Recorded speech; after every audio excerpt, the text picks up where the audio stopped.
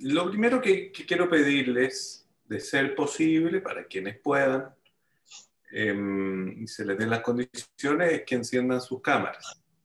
Es importante para mí, ojalá, podernos ver con quienes se pueda, porque yo quisiera que esta sea una reunión, no una charla magistral, sino, hola Paloma, sino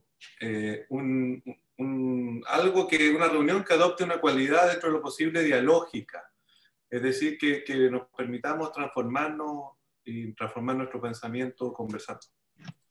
Y para eso vernos en la cara es importante. Se puede de la otra manera, pero ya estamos en condiciones subóptimas para eso, si las cámaras se nos hace más difícil. Entonces, yo entiendo que a veces hay personas que no pueden porque están en situaciones poco presentables, por así decirlo, o en condiciones en las cuales no quieren mostrarse, o cada cual tendrá ahí también sus motivos, pero quienes puedan, yo les agradezco que tengan la cámara encendida. Y los voy a invitar también a que conversemos. Yo voy a partir con una charla breve, donde voy a tocar 2 o 3 puntos nada más, y de ahí vamos a ir armando la conversación entre todas y entre todos, en la medida también de lo que sean sus intereses respecto a esta temática. Primero que nada quiero presentarme. Para quienes no me conocen, mi nombre es Lucio Gutiérrez, yo soy psicoanalista, soy docente del Magíster en Psicología Clínica, Mención Psicoanálisis de la Universidad Adolfo Ibáñez, que es quien está anfitrionando este evento a través de Amanda. Y también, bueno, le doy las gracias al rector y también al director del Magíster, Juan Flores, y al rector Jorge Sangüesa por darnos este espacio para sentarnos a conversar. Actualmente también estoy presidiendo la Sociedad Chilena de Psicoanálisis, ICHPA, en la que me formé, y con la que estamos empezando un proyecto muy interesante también relacionado con esto mismo.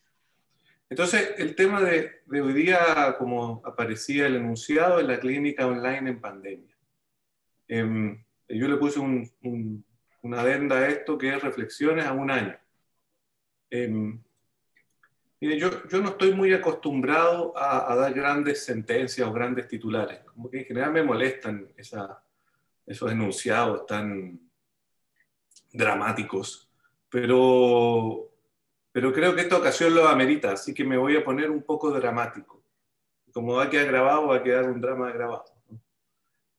Yo pienso que el año 2020, en retrospectiva, va a ser recordado como el año, parte de todos los desmanes que hemos tenido con la pandemia, pero en términos de la psicoterapia, como el año en que realmente comenzó la psicoterapia híbrida.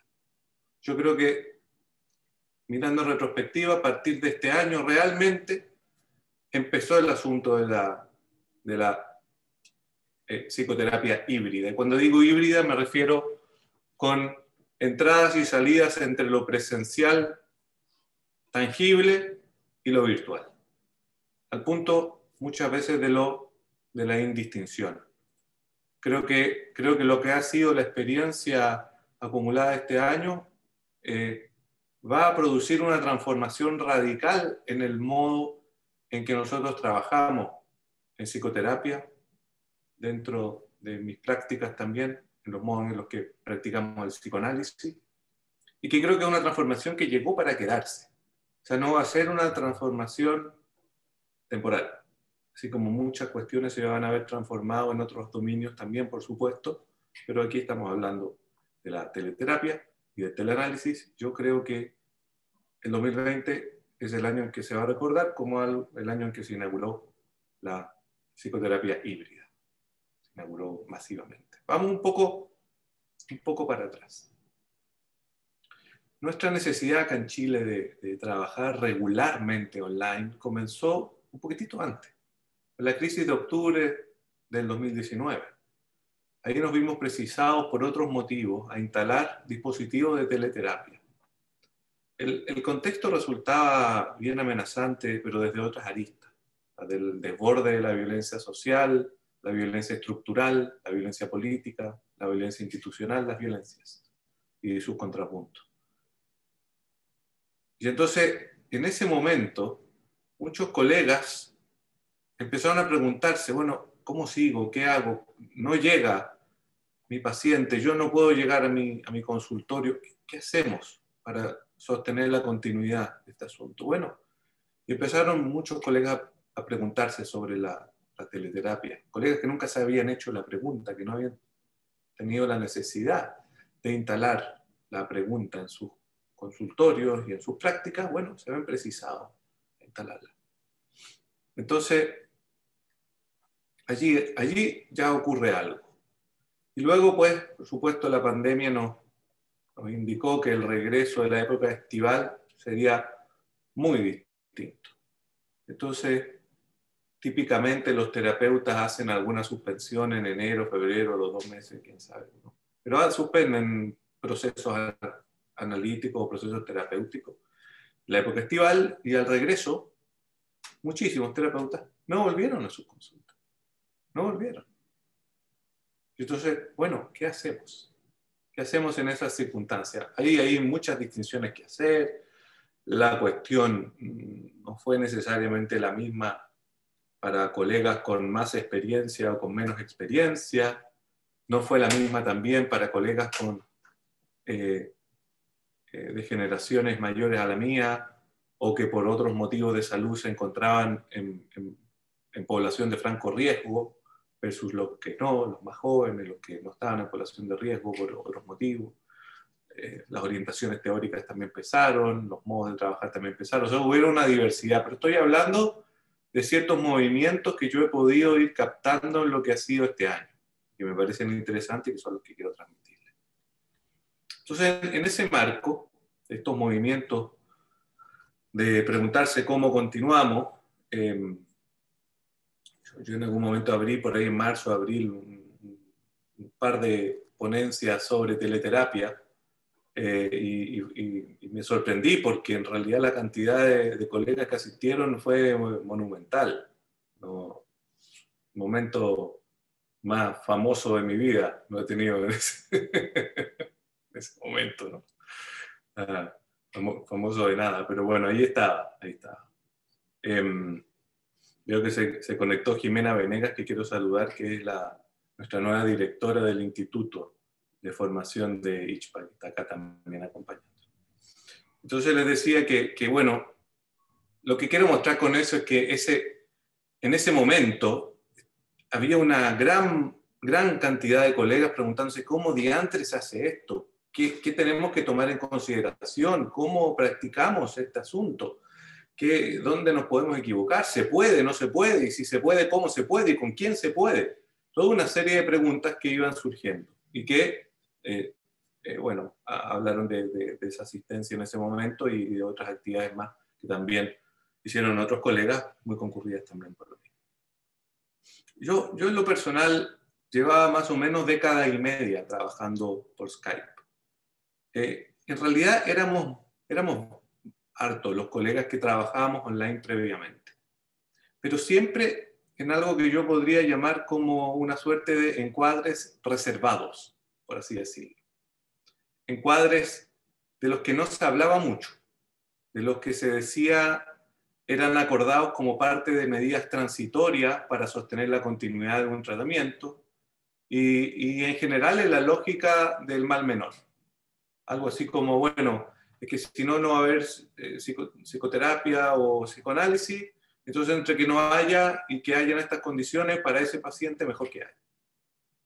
Y con toda una serie de salvedades que aparecían en las conversaciones sobre el teletrabajo terapéutico, ¿no? Es como, bueno, si está en un lugar donde hay teleterapeutas, derívelo. Sí, una colega por ahí. Claro, pero es que el teleterapeuta que hay en Francia, en un pueblito por ahí, habla francés. Y el paciente, su lengua madre es el chileno, no el español, el chileno. En chileno decimos chilenismo, que son partes de la lengua madre, ¿no? Y el francés no parisino no tiene nada que ver con el chilenismo. O sea, hay otros asuntos también. Quiero decir, no es tan fácil como si hay alguien presencial ya está, es mejor, porque hay toda una serie de otras coordenadas que serían muy discutibles respecto de los modos de trabajo en profundidad, por lo menos. Quizás son menos complejas en modos de trabajo guiados por lo cognitivo-conductual más tradicional o las corrientes estratégicas, donde el asunto de la objetividad pesa más, pero en nuestro terruño analítico el asunto de la lengua madre es fundamental, fundamental. Entonces, bueno, una cosa por otra. Empieza entonces, se gestaban estas conversaciones, pero como les digo, en general, en el marco de estos encuadres reservados. Muchos de estos colegas en ese sentido que yo había conocido practicando teleterapia, lo habían hecho con pacientes atendidos largamente cara a cara o en diván y que por motivos prácticos se habían mudado a otra parte o por limitaciones físicas no podían asistir al consultorio, etc. Los terapeutas se habían mudado, bueno, pero y entonces se opta por esta forma. La mayoría asumiendo un carácter temporal. Hay un estudio por ahí breve, muy bonito, que hizo una colega,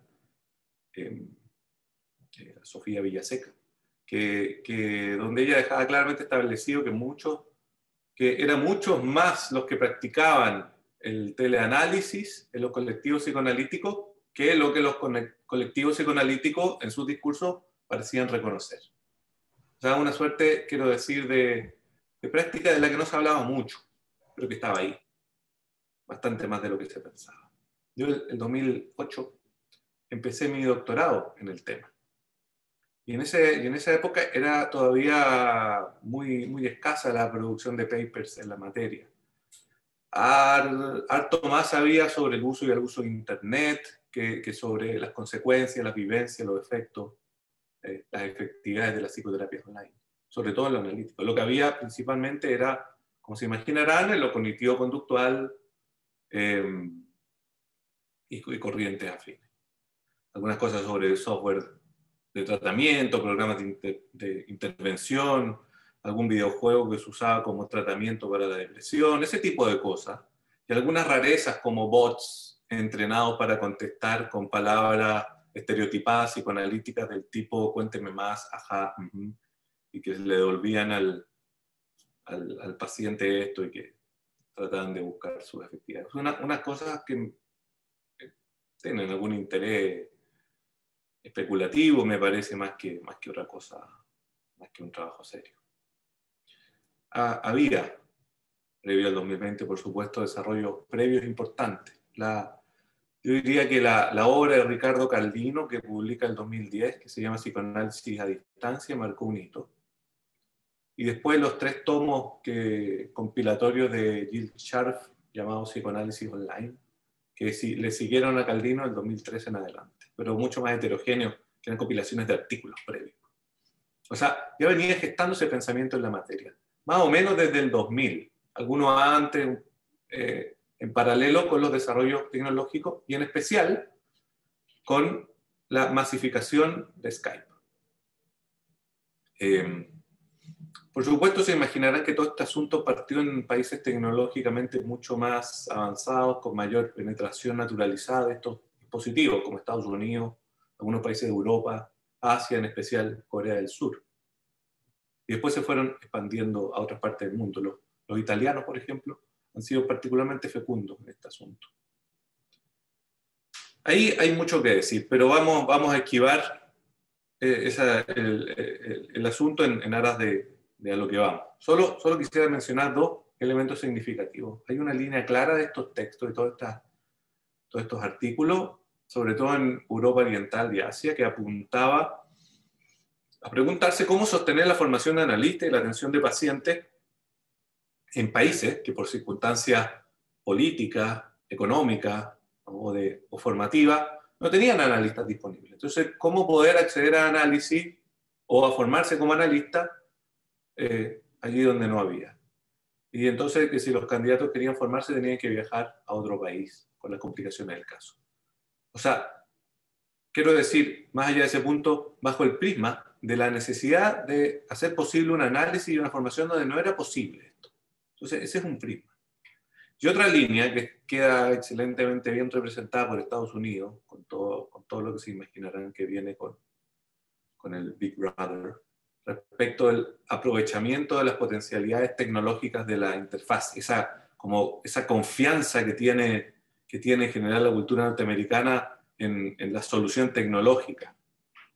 Subrayando, por ejemplo, en esos artículos, que era muy bueno o valioso, no bueno, pero valioso el análisis por las comodidades que le podía dar al paciente y al terapeuta no tener que movilizarse, ¿no? Y gastar tiempo valioso para sus cadenas productivas en asistir a la consulta. O poder asistir cuando uno de los dos viaja a un congreso, o el otro tiene que ir a un viaje de negocio. O sea, en un mundo donde lo que se prima es la velocidad y un mundo muy ocupado, entonces darle un espacio compartimentalizado y donde todas esas transiciones, que serían desde esa perspectiva miradas como indeseables, yo tengo mis serias dudas al respecto, me parece que esas transiciones tienen un valor simbólico, un valor también de elaboración. Bueno, habría mucho que pensar al respecto, podemos hacerlo si ustedes quieren. Pero bueno, donde esas transiciones eran miradas como tiempo perdido, no como tiempo ganado. ¿Me explico? Entonces, desde esa óptica muy bien representada por esa forma cultural, hay otra justificación del hotel analítico. ¿Me explico? Son justificaciones muy distintas. Una que no hay, que necesita análisis, que acceder donde ir, y otra, hagamos la vida más cómoda e instalemos entonces el hotel analítico como algo que nos ahorra tiempo, nos ahorra dinero, nos ahorra trabajo. Bueno, y así. Entonces, desde esa perspectiva que también tiene cierta mirada de los medios de comunicación como interfaces relativamente neutras, es decir, que no tienen compromiso político discursivo, también se sostenía otra idea. Y el otro punto que quiero señalarles respecto a toda esta tradición teórica es que pese a lo novedoso que yo les menciono, esto también se entrama en una discusión aún mucho más larga, que acompaña casi desde sus orígenes al psicoanálisis. Me diría, bueno, pero ¿cómo acompaña sus orígenes al psicoanálisis Skype? Claro, es que es una discusión más amplia que tiene que ver con la forma en que los dispositivos y los avances tecnológicos pueden mediar, facilitar, interferir o transformar la escena analítica desde diversas aristas. Quizá uno de los aportes más conocidos en cierta línea de esto es un texto de Saúl en el año 1951, donde se plantea el uso del teléfono como ayuda técnica. 51, imagínense. Y que con las décadas ella se gesta toda una línea de discusión sobre el análisis telefónico o utilizando el teléfono, que fomentaba, que no, que se podía, que no. Que culmina en un panel en el 2005 de Cecil Bassen, donde se discute el análisis telefónico desde perspectivas contemporáneas. Y digo que culmina porque de ahí en adelante queda poco que se va desarrollando. Porque de ahí en adelante ya cada vez más el asunto del análisis telefónico va perdiendo relevancia de las publicaciones psicoanalíticas y va agarrando relevancia el teleanálisis, el análisis por Skype. Imaginarán dónde fue ese panel, en la Asociación Psicoanalítica Americana, por supuesto, ¿no? Que a mí me interesan estas cosas. Ahora, es interesante porque ahí se anticipaban muchas cosas que siguen siendo pertinentes, preguntas que siguen siendo pertinentes en lo teleanalítico, pero que cambian, creo yo, y eso me parece que no ha sido suficientemente estudiado aún, porque las consecuencias político-discursivas del teleanalítico son diversas respecto a las consecuencias y el lugar que ocupaba el teléfono en la vida cotidiana. El teléfono de Saúl en 1951 no es el smartphone que está con Cecil Bassen en el 2005. No estamos ahí. Y el teléfono de Cecil Bassen no tiene nada que ver con los smartphones que tenemos hoy en día, que que instalan una lógica completamente distinta respecto principalmente a la sociedad de transparencia, a la puesta en juego de la instantaneidad, que no era instantánea en 2005 y qué decir en 51, a la presencia de las redes sociales, con todos los efectos políticos discursivos que tienen, al efecto de la exposición multiventana y la relación humano-interfaz que se produce en la materialidad del smartphone, hago el gesto con la mano por algo, no porque no estoy haciendo así como, no, uno agarra el smartphone y eso tiene un lugar que engancha desde efectos muy primarios con la pulsión de apoderamiento, más que estudiado, por supuesto, por los diseñadores del primer iPhone y en adelante, ¿no? ¿Por qué utilizamos el dedo? No utilizamos utilizamos este. Hay una serie de cuestiones que son tremendamente interesantes, al menos para mí, que tienen que ver con esos efectos políticos discursivos que instalan entonces la relación con lo teleanalítico desde una perspectiva distinta, desde múltiples aristas, que tienen que ver con la disponibilidad tecnológica, el uso de la tecnología, lo multiplataforma, lo político discursivo que les mencionaba, que transita a partir de nuestra vinculación con lo virtual hoy en día, y que difiere mucho de lo que fue ese panel sobre teléfono del 2005. Bueno, dicho todo esto, como les digo, quiero abrir después una discusión, hay una tradición entonces a la que acudir respecto de la problemática. Y no obstante, yo sigo sosteniendo que el 2020 inaugura algo distinto. La pandemia, junto a sus desmanes, nos fuerza a poner de relieve la pregunta sobre el teleanálisis y la teleterapia. Deja de ser una pregunta reservada sobre encuadres reservados. Deja de ser una pregunta de especialidad, de analista geek, o en mis tiempos de analista nerd. Deja de ser un lugar de analista borde. Deja de ser algo que queda circunscrito a esos analistas que eran buenos con las perillas. Deja de estar en esos lugares. Entonces esto es muy interesante. Tras un año de trabajo online, cientos de analistas y otros terapeutas a nivel nacional, miles a nivel mundial han tenido suficiente experiencia acumulada como para comenzar a pensar y discutir el asunto. Ya no desde las mitologías, eso me parece novedoso, ya no es desde las mitologías, ya no es desde los prejuicios teóricos que no aguantan. Bion decía en alguna conferencia que me encanta, la teoría sirve para las primeras 2 o 3 sesiones cuando no se sabe nada acerca del paciente, ¿no? Todo lo demás se aprende ahí sobre la marcha. Bueno, es que yo creo que algo de eso pasó acá también. Todos los prejuicios teóricos, ¿no? Que la deprivación sensorial, que no es posible, que esto no va a marchar, todo eso se puso en juego.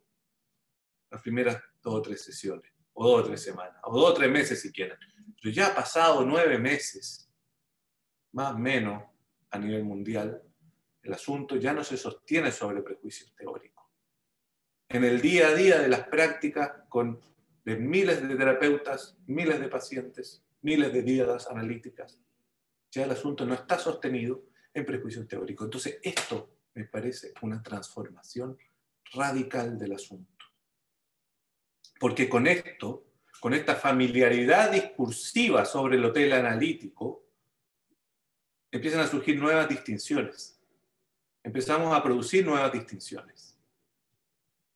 En nuestra institución, en el ICHPA, los colegas y los formandos, por ejemplo, coinciden luego en algún momento hicimos una recolección de experiencia hace un poco tiempo atrás, y coincidían que en términos generales el análisis podía marchar con pacientes en funcionamiento neurótico, que puede transitar. Pero muchas más dudas habían respecto del análisis con pacientes en psicosis, se imaginarán, ¿no? Con formas de funcionamiento fronterizo, formas de perversión, toxicomanías, otras más. Comienza, no vamos a entrar en detalle respecto de la indicación acá, ahora, ¿no? Pero quiero mostrarles que comienza entonces a desarrollarse una discusión sumamente interesante respecto del trabajo de simbolización y su relación con el encuadre tangible presencial o virtual. ¿Se puede hacer trabajo de simbolización o no? ¿O con quiénes? ¿Bajo qué óptica? ¿No? Hay harto que teorizar al respecto. Podemos hacerlo después en la conversación, si lo desean. En diversos grupos psicoanalíticos o que valoran la perspectiva analítica también se discute todo este tiempo sobre el análisis infantil. Hay la cuestión de la disposición al jugar, a lo Winnicott, así como las variantes técnicas, las herramientas que da lo virtual se vuelven puntos de interés. La charla que tuvimos por ahí con la Josefina del grupo Metáfora, ¿no? Estuvimos trabajando también en esa línea. Y hay muchísimos grupos que están discutiendo estos asuntos. ¿Cómo participan los padres en esta instancia? En todos los grupos que yo he escuchado, por ejemplo, comenzó a discutirse el tema de lo público-privado. Entonces, tener dos espacios, ¿no? El espacio de allá, la acá consulta, o consultorio o habitación, como sea que le saliera al terapeuta, y el allá de la habitación, auto o lo que fuera que utilizara el paciente, ¿no? Lo público y lo privado, lo que sucede con que el analista ingrese en el espacio privado, vea el espacio privado del paciente. Los niños juegan con esto, ¿no? Y agarran el notebook y le empiezan a mostrar la casa a sus terapeutas, le muestran la familia, le muestran el mundo, ¿no? Los niños empiezan a jugar con los terapeutas de manera distinta, ingresan a la habitación, son sus propios juguetes, son juguetes que están allí, pero que son parte de las funciones de personalización de los niños. O sea, podríamos seguir ahí toda una arista que se va gestando a propósito de las preguntas sobre lo público y lo privado, el anonimato, ¿no? La privacidad del encuentro, teniendo a los padres dando vueltas, ¿no? O teniendo a la familia dando vueltas, ¿no? El problema de la brecha digital, cómo reproduce las diferencias de clase, que no pueden acceder a la teleterapia o lo hacen en condiciones subóptimas. La factibilidad de la escucha en atención parejamente flotante o la asociación libre, las características de la interfaz y los efectos directos al trabajo y cómo lidiar con ellos, ¿no? ¿Qué pasa con los silencios que son más difíciles de sostener? ¿Qué pasa con la propia imagen? Con las descoordinaciones, producto de fallas en la señal, con las diversas elaboraciones y figuraciones de un tercero ominoso, un tercero extraño, un tercero persecutorio, un tercero que graba las reuniones como esta, ¿no? Los terceros que empiezan a aparecer, terceros tecnológicos que empiezan a aparecer como parte de los intercambios digitales. O sea, cada uno de estos puntos y muchos otros merecen profundizaciones y podríamos seguir. Pero lo que sin duda, quiero insistir en esto, me parece más interesante a nivel de lo político discursivo y de efecto para nuestras prácticas sociales, es que los pacientes y los analistas han dejado de lado los fantasmas sobre la experiencia mediada y han tenido experiencias mediadas digitalmente. Ahora, hablo de esto, por supuesto, en términos masivos. Pero también porque este tránsito, a propósito de la pandemia, es movido por la autoconservación, por la pulsión de autoconservación. Y esto me parece sumamente interesante y creo que es un efecto que hay que pensar y las consecuencias que tiene esto hay que pensarlas también. Porque es movido por la autoconservación tanto del paciente como del analista o del terapeuta. Ninguno de los dos se quiere morir, ninguno de los dos se quiere contagiar. En ambos, por la autoconservación se acuerda esto. Y entonces esa condición de ambos velando por la autoconservación también lleva a hacer más posible, más generalizado este tránsito y también favorece un apuntalamiento de lo sexual en estas conversaciones mediatizadas, que es otro elemento que empieza a suceder a nivel ya no de lo político discursivo, sino de las formas del amor en lo discursivo y en nuestras prácticas sociales. Los pacientes y los analistas y las analistas, y los terapeutas, los pacientes, todos los humanos, no, frutos de este confinamiento, inicialmente empezamos y luego nos seguimos relacionando durante un buen tiempo con nuestras querencias, con nuestros amores a través de Internet. Entonces vemos a a los familiares, se ven a los padres que tienen que estar en confinamiento porque están en población de riesgo y se les ve mediatizadamente. Se ven las relaciones amorosas, empiezan a transitar mediatizadamente, las de amistad, las filiales, las de trabajo. Toda una serie de discursos donde las cuestiones del afecto y del amor empiezan a transitar mediatizadamente. Y esto tiene un efecto también para lo teleanalítico. Esto tiene un efecto también para la cuestión de los encuadres híbridos. Porque si es que ya por esa vía mediatizada empiezan a transitar las vicisitudes del amor y entendemos que lo analítico tiene que ver con la escucha de las vicisitudes del amor, bueno, aquí hay algo que se favorece. Nada volverá a ser igual en ese sentido. Yo ya escucho y ya conozco varios analistas que han pensado migrar a otras latitudes, que hacía mucho tiempo que pensaban migrar hacia otras latitudes. Y ahora la pregunta es, ¿y por qué no? Yo tengo que estar en un Santiago repleto de smog, de congestión en todo sentido, de ritmo rápido, de una vida que ¿qué me aporta si no tengo otras formas de compromiso? ¿Por qué no me voy a vivir a otro lado? Entonces uno podría pensar, bueno, vamos a tener analistas en regiones, por fin. Vamos a tener analistas en regiones. Se van a empezar a producir movimientos de ese orden. O sea, movido por la autoconservación, no volcada sobre la autoconservación, se apuntala también algo del orden del deseo. Y entonces, algo de esto también favorece el trabajo en este marco.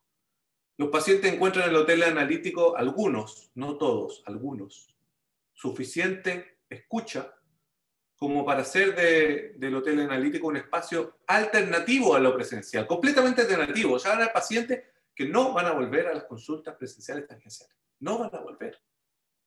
Hay pacientes que si sus terapeutas les dicen, bueno, pero ahora ya, mire, pasó COVID, es hora de que estemos a encontrarnos.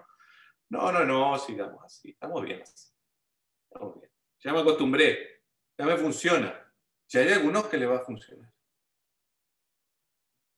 Otros lo van a hacer como algo complementario al asunto, o incluso suplementario a los encuentros. Van a surgir problemáticas del tipo, es que no llego porque se me atrasó la reunión, pero bueno, estoy en el auto, tengamos la sesión por teleterapia. ¿Cómo va a responder el teleterapeuta, la teleterapeuta? Eso decirle, no, porque no resulta. Y con qué cara, a decir que no resulta, estuvo un año trabajando o más, trabajando en esa modalidad. Y sí le resultaba, y ahora que no hay pandemia no le resulta, ¿no? Va a haber que instalar preguntas ahí, ¿no? Las preguntas sobre el lapsus, las preguntas sobre las resistencias, sobre todo, que van a poder aprovechar, por supuesto, todas estas nuevas alternativas. Pudiera ser. Hay personas que dicen, con todas sus letras, bueno, es que a mí por cámara se me hace más fácil decir cosas que cara a cara. Que como que por cámara es como menos fuerte, o menos intenso, o como que me animo más. Hay preguntas sobre el rol, entonces, de la mediatización en relación con la presencialidad de lo superyoico, el superyo en el cuerpo, como la presencia corpórea moviliza por ejemplo, una línea que plantea Sami Ali sobre el superyo corporal. El superyo le da la forma al cuerpo, aprieta el cuerpo. No. Nos vemos con alguien presencialmente y se nos aprieta el estómago, o si tenemos mariposas en la guata, o podemos tener una sola serie de figuraciones psicosomáticas respecto de las cuestiones del amor y del superyo, ¿no? O sea, algo se vehiculiza también ahí sobre los efectos no solo de la escucha y de la atención parejamente flotante, sino que también en la resistencia o en los efectos de escindido que pueden facilitar las condiciones mediadas. ¿Y qué vamos a hacer con eso? Podría seguir, ¿no? Pero cierro con esto para abrir nuestra discusión a donde nos lleve. Quiero decir, las justificaciones y las aristas de esto son muchísimas, pero yo tengo claridad a estas alturas que ninguna respuesta es sencilla.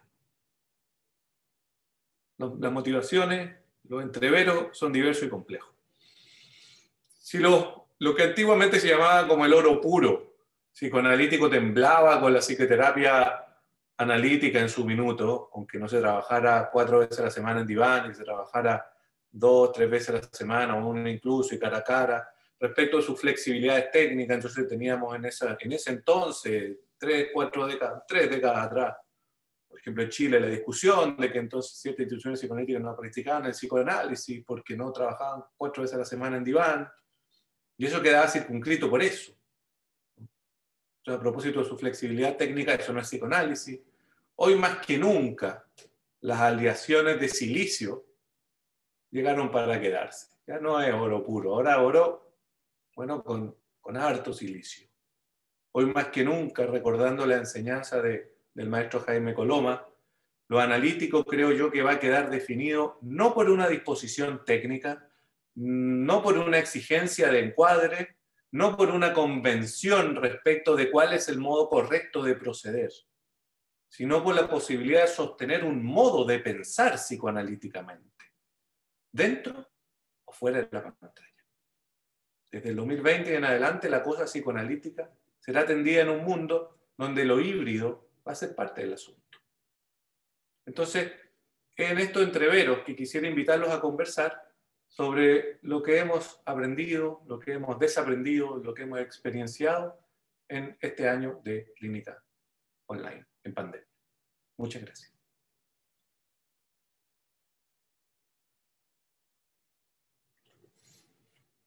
Amanda, ¿tú podrás hacernos el favor de abrir todos los micrófonos?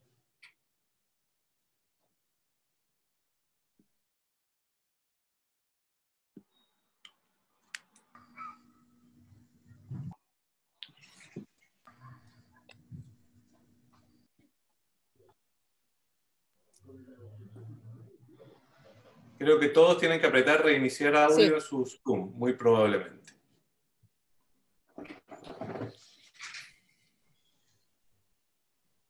Ahí hay algunos abiertos. Sí.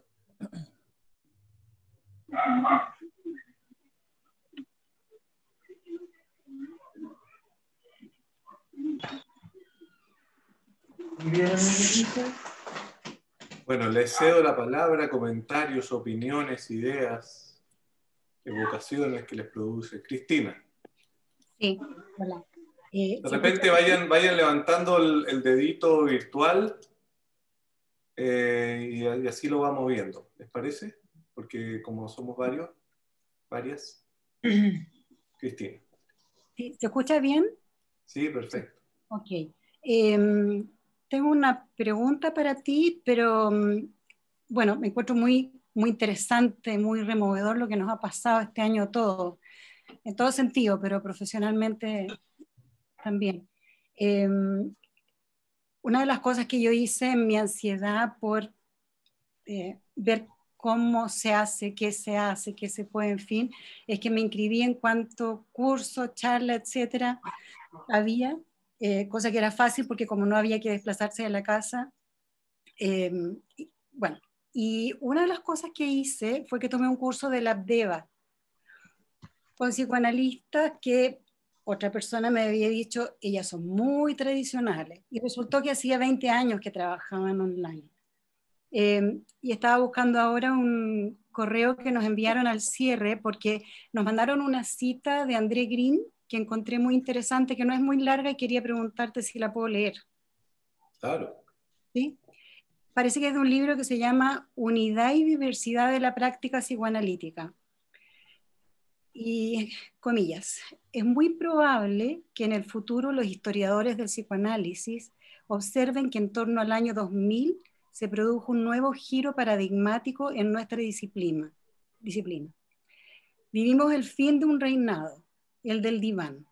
Nuestra práctica ha dejado atrás aquel monopolio en favor de una necesaria diversidad. El trabajo cara a cara, las variaciones del encuadre, lo que se llama a veces psicoterapia psicoanalítica, han ganado cartas de residencia en el campo analítico contemporáneo. el culto al encuadre formal representado por el diván ha perdido su poder, dejando lugar a una praxis cuyo fundamento es el encuadre interno del analista, donde algunos ven con tristeza un signo de decadencia y yo veo una señal de renovación decisiva del proyecto freudiano. Bueno, encontré muy interesante esto que nos mandaron a modo de cierre. Y la pregunta que tengo para ti, porque me dio mucha curiosidad, yo no te conozco mucho, pero no me habría imaginado que hacías psicoanálisis online menos hace tanto tiempo.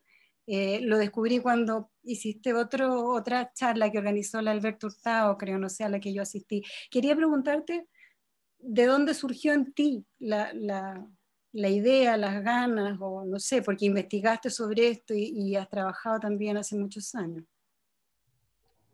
Eso. Muchas gracias, Cristina, por compartir esa cita. Alguien está preguntando por dónde está la fuente y la cita, pero es de unidad y diversidad en la práctica psicoanalítica, ¿no? Lo voy Así a poner en el chat. sí, creo que aparece también en otros textos, pero es genial esa cita de Green. Pero Green, o sea, para mí Green es uno de los grandes, como algunos analistas rescatan como uno de los grandes a la figura de Kemper. Yo creo que Green es un gran unificador del psicoanálisis en el esfuerzo de conservar y renovar el proyecto freudiano y hacerlo encontrar con Winnicott, con la escuela francesa, sobre todo la no lacaniana. Es un tremendo, digamos. Arrima los psicosomáticos también para el discurso psicoanalítico. Es alguien que está tratando de pensar en coordenadas no apretadas justamente con lo técnico. Para mí es un referente sumamente importante, así que te agradezco la cita, y me parece muy acertada. Él en ese momento estaba poniendo de relieve algo que tenía que ver ya con la psicoterapia psicoanalítica. Y yo creo que, claro, eso viene, ¿qué más vigente ahora, no? Respecto de estas transformaciones técnicas que se nos están presentando. Ahí mandé el nombre del libro y ahí mandé ya. ¿De dónde surgió el interés? Es que es difícil decir de dónde surge una idea cuando la llevas tanto tiempo y que la vas como pesquisando más referencias y más referencias para atrás. Cuando yo era un joven de pelo largo y chancleta en pregrado, en algún momento me gané un premio que en la universidad, donde me pagaban la universidad me pagaba la universidad. Entonces, como yo en esa época andaba requete metido hasta el cuello en la hipnosis ericksoniana, me fui a Arizona a estudiar hipnosis ericksoniana al Instituto Milton Erickson. Puro patudo, porque digo, ahora me fui a estudiar a Arizona, sí, sabía inglés, pero otra cosa es hipnotizar en inglés, como que no tanto, pero bueno, hoy no me atrevería a hacer algo así, pero en esa época era joven y alocado. Entonces me fui para allá. Bueno, y ahí conocí a muchísimos, yo era el peneca y del grupo que estaba tomando ese curso, y había muchísimos terapeutas experimentados y experimentadas. Dentro de esas recuerdo una psicoterapeuta neoyorquina que representaba como el epítome de la psicoterapeuta neoyorquina al estilo película de Woody Allen.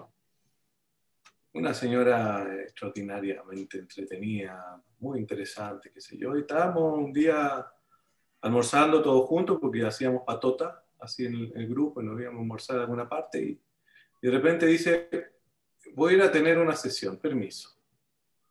Y se va, y yo la veo que ahí entre medio de las cervezas y qué sé yo, lo veo que está al fondo en un teléfono público, conversando por teléfono. Y después vuelve, entonces le pregunto, pero tú estás teniendo, ¿cómo estás teniendo una sesión? Una sesión, me dice, con un paciente. pero ¿cómo? ¿Y por teléfono? Y entonces me dice, ¿y por qué no? Y entonces me dejó pensando, porque me parecía una persona muy, muy interesante, eh, muy lúcida, y me deja pensando con esa pregunta. Y yo creo que ahí algo quedó, como en el bichito. Luego, la temática de la cibersubjetividad ha sido algo que me ha interesado muchísimo, muchísimo durante mucho tiempo, desde diversas aristas. La experiencia del videojugar en los videojugadores, conocí historias muy dramáticas en eso también.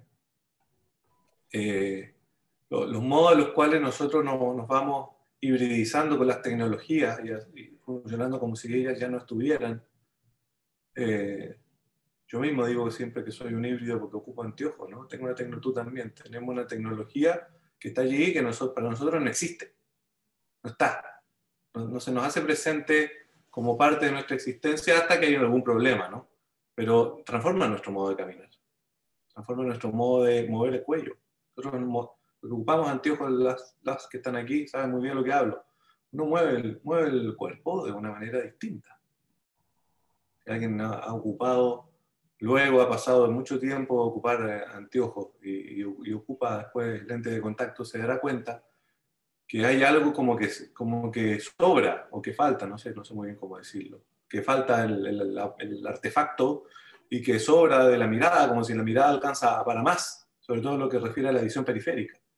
Y es una transformación que cuando alguien vive con anteojos, bueno, está toda la vida. Yo desde los 2 años estoy con anteojos. Toda la vida he estado ahí. Entonces hay una transformación también respecto de la relación entre lo perceptual y el entorno que opera así. Que opera así. Entonces, ya podría entonces retrotraer tu pregunta, Cristina, hasta los 2 años, ¿no? Y podría seguir más atrás.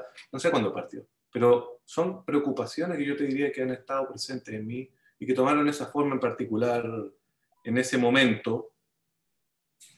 Probablemente porque en ese momento ya estaba en un punto intermedio, ya estaba formado como analista, mirando las cuestiones de otra manera, poniendo en relieve la cuestión de la escucha.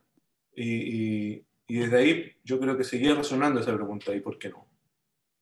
¿No? Como de qué se queda, qué no. También me tocó trabajar forzosamente, entre comillas, en condiciones mediadas en un par de oportunidades antes de estudiar los doctorados, ya trabajaba bastante, pero en los inicios del trabajo, mi trabajo analítico, tuve que trabajar mediadamente un par de veces, no sé, así se va.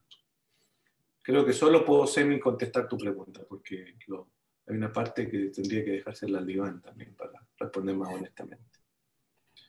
¿Alguien más tenía una pregunta? Pero que se fue la persona que tenía una pregunta. ¿Se aburrió? ¿O se tuvo que ir? No sé.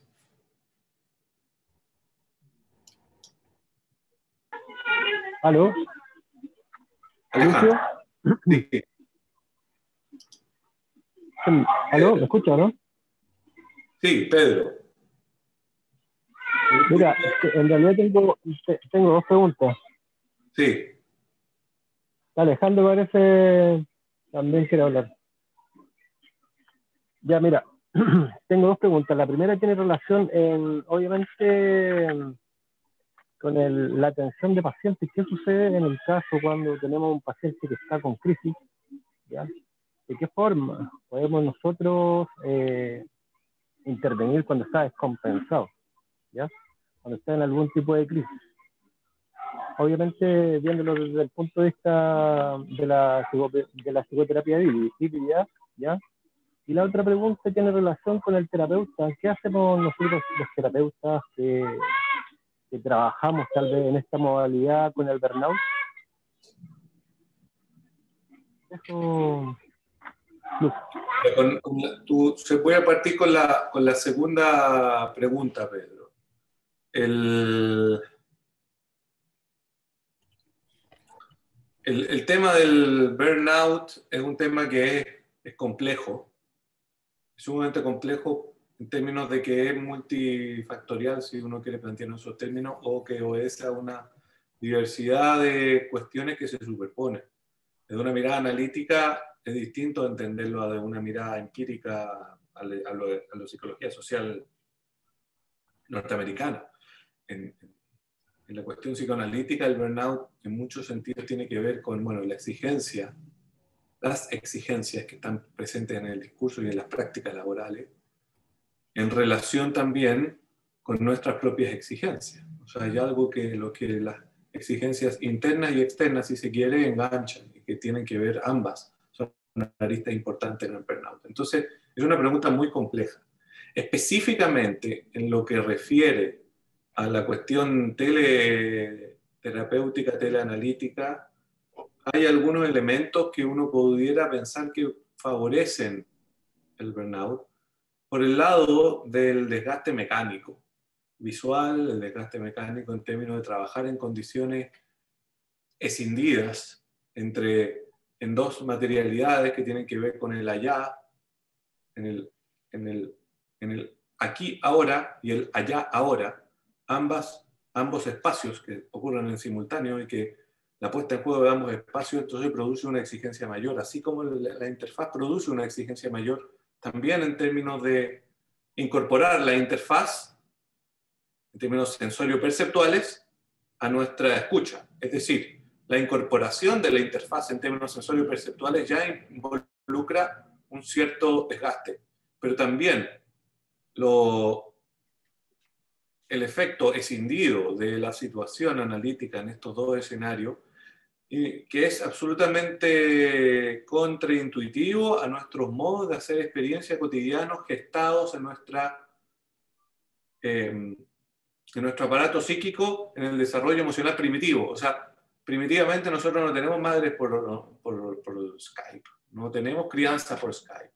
Aquí no todavía, quizás después vamos a tener, ¿no? Por ahora no.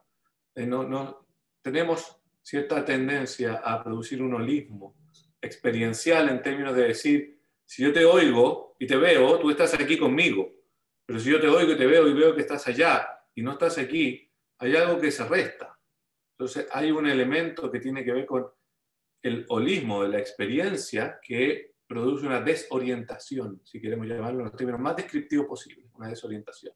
Si ya lo hablamos en términos un poco más dinámicos, vamos a decir, hay una evidencia de extrañeza, o una experiencia ominosa, o un elemento de un tercero ominoso, como quieran llamarlo. Hay un elemento que se instala allí con el cual debemos lidiar. En mayor o menor medida lo reconocemos conscientemente, ¿eh?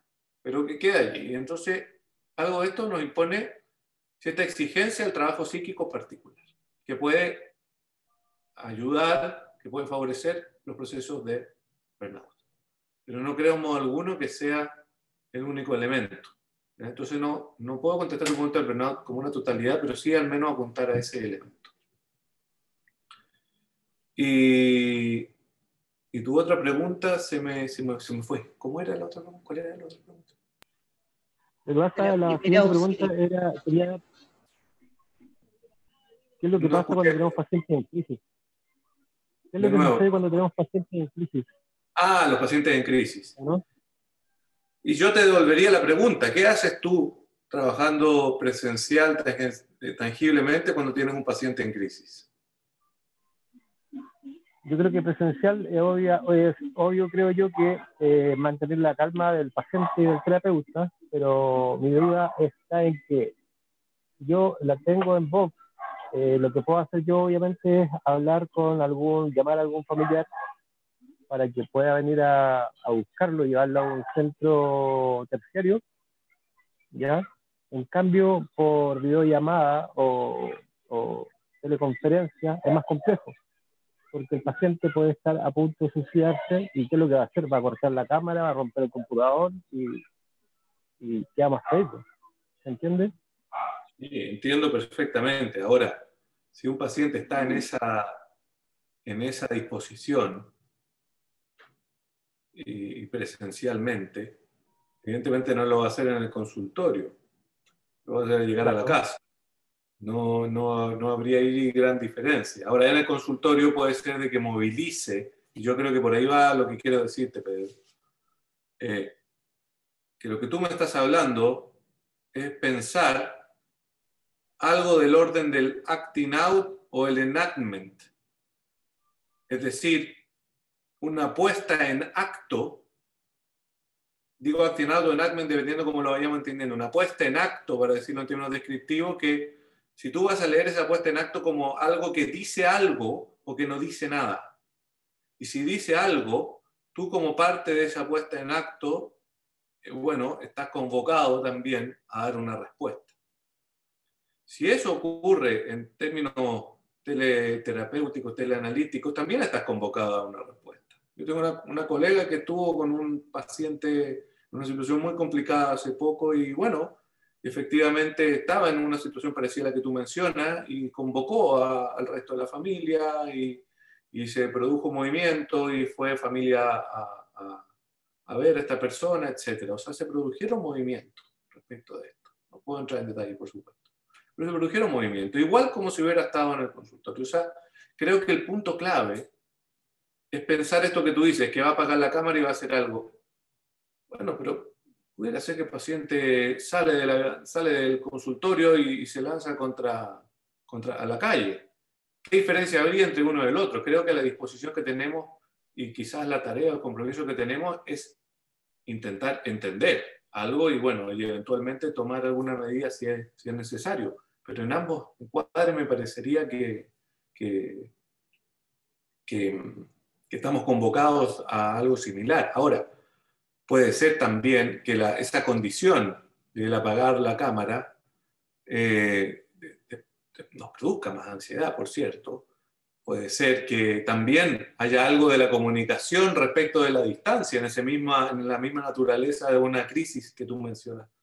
Como de, tú estás allí y no puedes hacer nada y yo estoy aquí, ¿no? Algo de ese orden. Como de poner de manifiesto en ese enactment o algo del orden de la falla estructural que supone la escena teleterapéutica, pudiera ser también. O algo que algunos pacientes y ponen de relieve eso, ¿no? Como de un elemento de traición a la existencia que pudiera ponerse, o traición al self, ¿no? Y en ese sentido una traición a la existencia en el decir que estamos trabajando juntos cuando en realidad no estamos juntos. O sea, estamos juntos, pero en realidad no estamos juntos, exige de ciertas coordenadas para el trabajo de simbolización sumamente sofisticadas. Porque se basa en una elaboración en base a supuestos de experiencias previas, no solo con el analista, sino experiencias previas tempranas. Trayendo a André Green, ya que lo trajiste, Cristina, el encuadre materno, dice André Green, el encuadre materno es un encuadre que deja planteadas las condiciones para la representación y eventualmente para el trabajo de simbolización. O sea, nosotros representamos y producimos simbolización, simbolizamos la presencia del otro como otro, nos podemos representar al otro como otro y tramitar esto, haciendo un trabajo de simbolización, en la medida en que tenemos condiciones para ello. Y esas condiciones iniciáticas las da el encuadre materno. Entonces, bueno, ahí yo creo que tú traes un punto con tu pregunta, Pedro, sumamente interesante, que es pensar, bueno, quizás con pacientes, yo creo eso, con pacientes donde esas condiciones del encuadre materno para la representación están asentadas completamente, donde se presentan ansiedades de aniquilamiento muy intensas, donde se presenta en ese sentido una dificultad para poder representar o poder hacer el trabajo que implica reconocer al otro en tanto otro y sostenerse en esa diferencia, sin que esa diferencia, yo otro, amenaza mi propia coherencia. O sea, donde este encuadre no está, como lienzo para la representación no está bien instalado, yo no trabajaría en teleanálisis. Yo no trabajaría. Digo yo, nuevamente parafraseando a André Green, que me dejaste tentado, Cristina, hacerlo, como decía André Green, porque quizá alguien más puede, pero yo no. Yo creo que uno tiene que saber cuáles son sus límites respecto de las formas de trabajo y con quién trabajar y con quién no en este dispositivo. Porque me parece a mí que este dispositivo es muy valioso, pero no es para todos. No sirve a todos, no le resulta a todos. Se ponen en juego cuestiones con algunos pacientes que son inmanejables y con otros marchan muy bien. Entonces pensaría también eso, Pedro, sin poder dar una respuesta más precisa en función de que no sé el material, pero yo me preguntaría por eso. Quizás algo de lo que tú estás rescatando de la presencia viva te salva de esa suerte de traición al self que pueden vivir algunos pacientes, sobre todo pacientes con modo de funcionamiento fronterizo, que pueden percibir el espacio terapéutico como una traición al self, como un falso trabajo, como una experiencia de falso reconocimiento, y que respondan con los procesos o las tendencias a la desorganización que se les hacen presente a esos pacientes con esas dificultades cuando eso ocurre. ¿Quién más? Carla iba a hacer una pregunta. Carla. Hola, Carla. Hola. Quería, más que nada, o sea, es como un comentario, porque en supervisión lo hemos pensado un poco, como lo que se pierde en el espacio de la videollamada, en el sentido de, no sé si me escucho bien, es como mucha bulla. Está perfecto. Ya, está bien, está bien. Como principalmente como esto de Lucio, que tú igual comentabas, como la experiencia del cuerpo, de la información que el cuerpo nos entrega de los pacientes, como lo diferente que es atender a un paciente a través de o sea, del computador, pero que ya vimos presencialmente, es muy distinto a un paciente que lo empezamos a ver de esta manera y que prácticamente le vemos el rostro. O sea, no vemos más sus movimientos, como su actitud, o sea, su forma, y que eso nos entrega mucha información también. Y también me hace mucho sentido esto como de la extrañeza, como de que conoces a un otro, pero no lo conoces, como que lo conoces y no lo conoces, de alguna manera. Es como si me encuentro con el paciente en la calle, es como, no sé, o sea, estoy pensándolo como... incluso, por ejemplo, yo estoy haciendo el magíster y no conozco a mis compañeros, entonces es como extraño también relacionarte, pero finalmente no está esa presencia, como que está la imagen del otro, pero no está esa experiencia como sensorial, vívida, como de la experiencia humana en el fondo. Claro, algo hay, pero menos. Algo hay, ¿no? Tenemos una imagen, tenemos sonido, no tenemos olor. Olores. No tenemos la espontaneidad responsiva de las formas, porque la interfaz es un problema hoy tecnológico, después probablemente se va a solucionar, pero había un filósofo, psicólogo también que me parece extraordinario, no tiene nada que ver con el psicoanálisis, wittgensteiniano, que se llama John Schotter, y él decía, la responsividad humana espontánea es como los girasoles, uno se mueve y el otro se mueve y el otro se mueve y todos se van moviendo buscando el sol. Pero uno se mueve en respuesta a que el otro se mueve, todo se va moviendo. El asunto es más o menos así. Entonces yo creo que tú hablas, cuando ocupas el término conocimiento, creo que lo hablas de una manera mucho más profunda que lo que tiene que ver con el orden de la información. Yo creo que apuntas a la información, pero también tus palabras se desliza que por conocimiento también tenemos el aprender a atrapar la experiencia que tenemos nosotros de vernos transformados en respuesta a la presencia viva de alguien. O sea, el otro, porque está vivo allí al lado tuyo, conversando contigo, te transforma y tú aprendes, atrapas algo de esa experiencia en ti. Y eso te lleva a unas formas de pensamiento. Muy bonito como Thomas Ogden de alguna manera toca este asunto, como cuando habla de la poesía y la música en psicoanálisis. que uno llega a ciertas formulaciones, a ciertas evocaciones, a ciertas ideas que a veces parecen extrañas, como ocurrencias que se nos presentan, pero que están en relación no a lo que el paciente ha dicho, no hay manera de seguir con lo que ha dicho el paciente en relación con las ocurrencias, pero que se vuelven a presentar una y otra vez. Y que tienen que ver con estas transformaciones que se nos hacen presentes a propósito de que somos seres responsivos, unos en respuestas a otros. Y esa responsividad no es solamente una responsividad simbólica, simbólica en el sentido más acotado del simbolismo. No es solo una responsividad en términos de yo te reconozco a ti y tú me reconoces a mí, incluso política. También es psiquesomática. Entonces yo creo que ese elemento psiquesomático que está a la base de la experiencia de sentirnos vivos en relación y en respuesta a otro, claro, se ve interferido, va a pérdida. Va a pérdida. Entonces, ¿qué nos queda? Nos queda afirmarnos en el simbolismo. Nos queda la escucha del discurso. Nos queda vernosla con las estelas de esa responsividad, de la memoria de esa responsividad del otro que tuvimos cuando estuvimos presencialmente. Es muy cierto lo que dice, no es lo mismo haber tenido encuentros.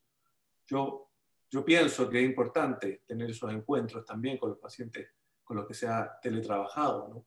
Pero habiendo tenido encuentros antes, hay algo de esa estela que favorece que esos procesos de simbolización y de juego, en el sentido winnicottiano, se pongan en marcha. Favorece mucho. Y sin ello, bueno, se entorpece mucho la cosa. Pero por eso quiero decir, no me parece que es un todo o nada, me parece que hay un dominio en que se entorpece mucho, se corre riesgo en realidad de volverse un tanto Asperger el contacto, un tanto Asperger. ¿No? Áspero Asperger, siempre juego con esas palabras yo, porque es una aspereza, pero es una aspereza un tanto Asperger en el sentido que se instala, quizás por ahí escuché Luciano Ruderao hablar de una suerte de cualidad melancólica. Sí, hay algo, un velo melancólico, hay algo de la desmentida, hay algo de la exigencia del yo también a producir una integración forzada. A que no se produce la integración porque se produce forzadamente, porque tengo que lidiar con esta descoordinación, con esta pérdida de responsabilidad, con algo que no resulta intuitivo y debo lidiar, bueno, con las herramientas que tengo. Cuando no sabemos con qué lidiamos generalmente tramitando por vía intelectuales o de pensamiento, entonces el pensamiento puede rigidizarse. Por eso a veces, incluso, resulta más conveniente trabajar con algunos pacientes solo por teléfono, sin cámara. Con algunos resulta mejor la cámara, pero con otros va a resultar mejor el teléfono, porque allí ese elemento de extrañeza resulta menos intenso. Reproduce más la situación de diván, porque no estamos en la expectativa también de la responsabilidad que nos da también el correlato viso-auditivo, ni tampoco en relación con nuestra propia imagen puesta en juego en la situación. Muchos colegas, por ejemplo, uno podría decirle apaguen la propia imagen, pero se persiguen apagando la propia imagen. Dicen, no saben si el otro lo va a ver, o les produce una molestia. O sea, hay una serie de efectos que tienen que ver con la interfaz, pero también, y aquí cierro con lo que tú dices, Carla, con que además de la interfaz, en términos de cómo es la interfaz, con la ventanita, si no, con mejor conectividad, con peor conectividad, hay muchos efectos, pero también hay efectos estructurales. Como parte de los efectos estructurales es que el conmigo, del aquí, ahora conmigo, el conmigo no está soportado en una experiencia responsiva psiquesomática conjunta, ¿no? Entonces está sostenido, pero está sostenido en otros soportes, pero no en ese soporte. Y eso entonces exige un trabajo yoico. Marcelo, y luego Alejandro. Alejandro, que creo que es Pedro, ¿no? No, Alejandro. Alejandro bajó la mano. Marcelo. Alejandro. Hola. ¿Escucha bien, Sergio? Hola. Hola, más que nada un comentario. Yo soy paciente de psicoanálisis, llevo 7 años. Y hace un año como lo que usted, tú hablaste al inicio, me calzó mucho porque hace un año empecé con teléfono terapia. Es por teléfono, yo vivo, afortunadamente vivo solo, y en mi sillón hago mi diván y me ¿Y te instalo. marcha? ¿Perdón? ¿Y marcha? ¿Marcha para ti? Al inicio me costó mucho, yo creo que a mi analista también le costó, me lo transparentó en algún momento de este año, pero con el tiempo ya llevo 9 meses, más o menos, por teléfono y ha funcionado. Ha funcionado. He pensado en migrar de Santiago también. Afortunadamente también estoy trabajando desde la casa y no creo que vuelva a trabajar a la oficina. Así que me ha servido bastante y sí, a los primeros 3, 4 meses fue raro no sentirlo que estaba ahí atrás. Más que verlo, porque yo ni en diván, pero sentirlo, sentir la respiración, sentir los movimientos era diferente a sentirlo por teléfono, porque en el silencio por teléfono son distintos. A veces la respiración por teléfono es distinta, se escucha la respiración en los audífonos del teléfono, entonces eso genera como una complicación en la comunicación.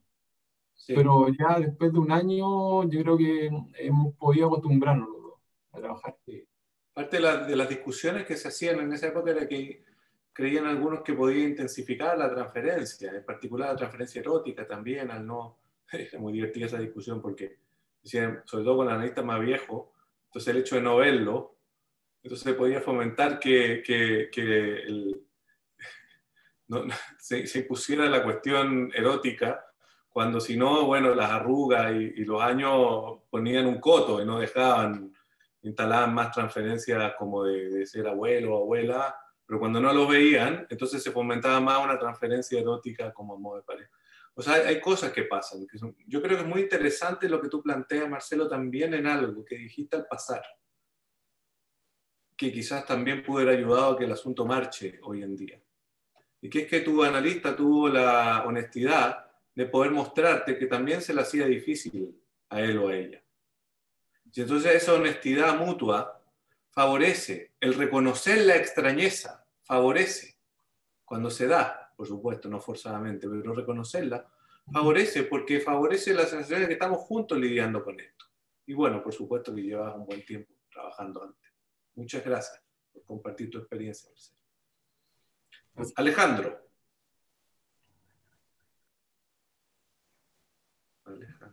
Ahí sí. Hola Lucio, ¿qué tal? Ahí estás. Hola. Estaba escuchando bien atento y no podía dejar de preguntarme cuando empezaste el doctorado, que fue hace ya 12 años atrás, si es que partiste, una curiosidad, pero si es que partiste tu tesis con un espíritu más crítico hacia las teletecnologías en el espacio psicoterapéutico, o más bien a favor o intencionando que ocurrieran.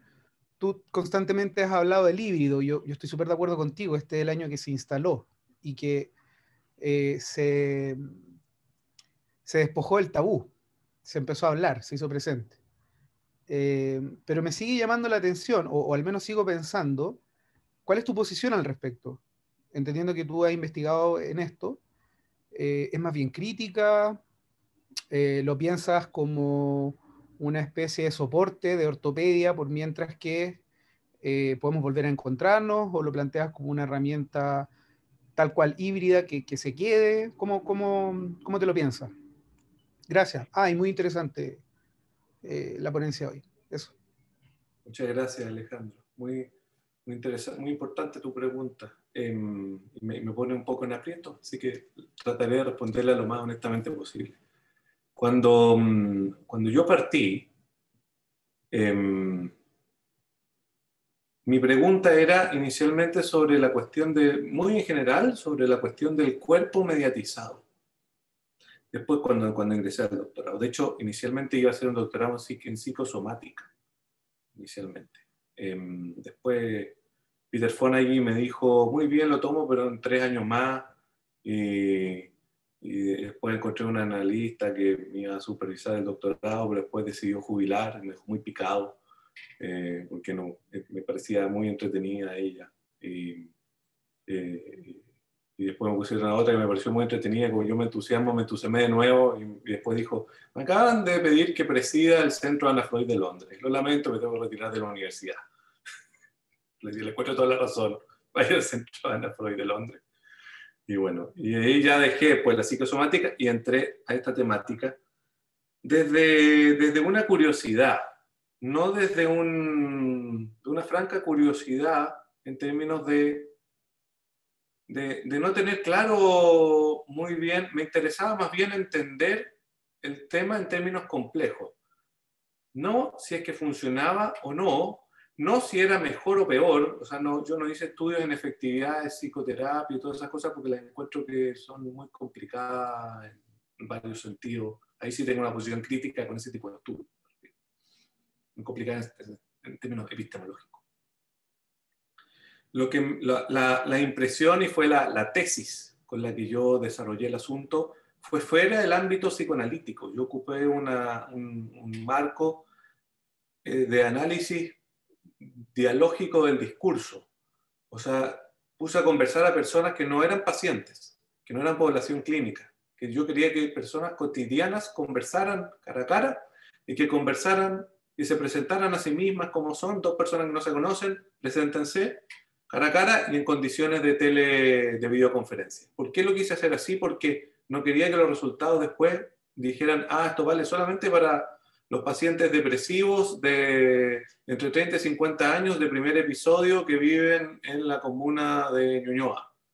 Y sus resultados están restringidos a eso. Me da una lata enorme ese tipo de trabajo. Entonces, traje una perspectiva, si queremos llamarlo así, de psicología básica, o más en ese registro. Y ahí tuvo mucho que ver mi tutor, que es un sujeto extraordinario, y una de las revisoras también, Antonia Larraín y el Andrés Haye, que son gallos muy capos en teoría dialógica del discurso, que me guiaron en eso.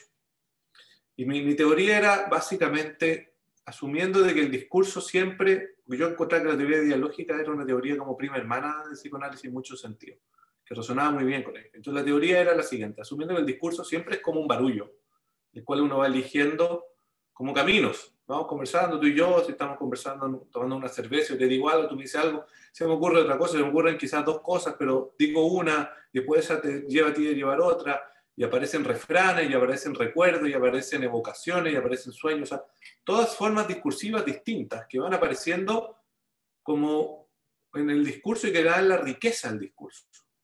Como dice Sami Ali, el campo de la proyección. El discurso cuando es viviente es así, desordenado, que tiene todos estos elementos que van apareciendo, que se nos presentan evocaciones, recuerdos, refranes, frases, elementos.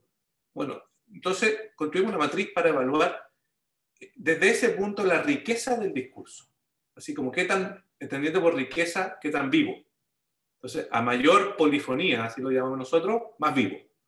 Y a mayor monologización, así como un discurso, como el discurso militar, o un discurso formal político, un discurso que va en una línea y que toca un punto y que no genera ninguna ambigüedad y que no trae ningún elemento de estos vivos como un chiste, una talla, una evocación, algo como que hace contrapunto. O sea, que un discurso lo más desafectado posible, el más pobre.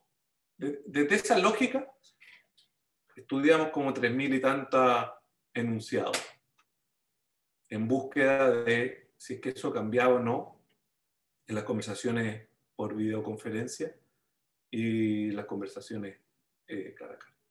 Entonces, esa era no sé si es una perspectiva crítica, tiene algo de crítico en el sentido de que había cierto supuesto de que se empobrecía. Y lo que encontramos, porque no les voy a contar todo esto sin contarles el resultado, ¿no? Lo que encontramos es que se empobrecía dialógicamente, como la generalidad.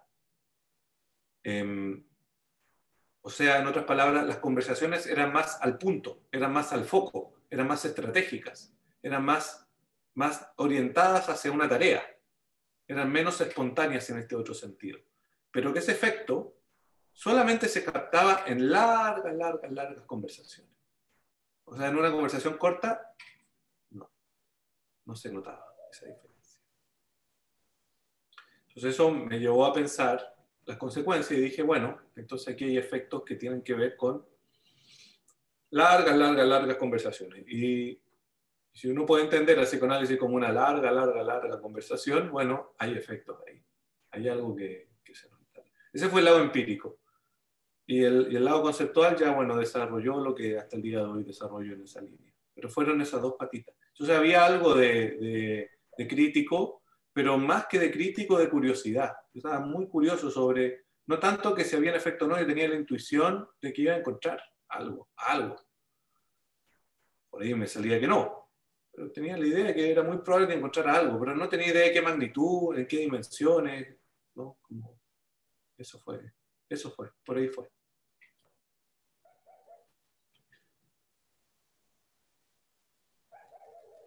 ¿Cuál es mi postura hoy en día? Yo creo que el teleanálisis, como teleanálisis, y mucho más que el teleanálisis, la psicoterapia analítica híbrida, funciona para muchos pacientes. Esa es mi posición hoy en día, pero no para todos. Creo que los pacientes que requieren lo que Winnicott llama una regresión profunda a la dependencia, va a estar difícil que suceda. Ahora, también me ha pasado que, y por eso digo que no soy cuidadoso con eso, porque esa es como una idea marcada por una generalidad teórica. Pero me ha pasado también con pacientes que tienen estos requerimientos, estas necesidades de regresiones muy profundas, que están durante un buen tiempo en el modo virtual de la psicoterapia híbrida y no hacen la regresión, y después llegan durante un tiempo y van a estar un periodo, le hace 6 o 8 meses, viéndonos presencialmente, y ahí hacen la regresión, como si hubieran estado en barbecho, como si hubieran estado esperando el encuentro, y a la hora que llegó el encuentro, ya hacen una regresión tremenda, y después salen de ahí y siguen. Entonces, también me parece que hay cuestiones que hay que pensarlas mucho, como para decir sí o no. Porque yo diría, bueno, así como puerta de entrada, yo diría, yo no trabajaría con pacientes con funcionamiento psicótico bajo ninguna circunstancia en este marco. Yo no trabajaría con pacientes con funcionamiento fronterizo donde percibo que viene o que va a ser necesaria una profunda regresión, o donde los elementos en la línea de los mecanismos de desmentida son muy marcados, como en el caso de los pacientes con toxicomanía o pacientes fronterizos con funcionamientos perversos, donde el elemento de desmentida que se basa en una decisión del yo es muy marcado. ¿Y por qué? Nuevamente un precepto teórico, porque esta es una condición escindida, que requiere de una integración forzada. Entonces, instalarle una complejidad adicional, yo no lo tomaría. Pero con pacientes con funcionamientos predominantemente neuróticos, donde la escucha se puede sostener, sobre todo si es que son encuadres híbridos, con algo de conocimiento mutuo, o no, también podría ser. Con algunos funciona, y me parece que funciona muy bien. Entonces, yo diría, raya para la suma, veamos.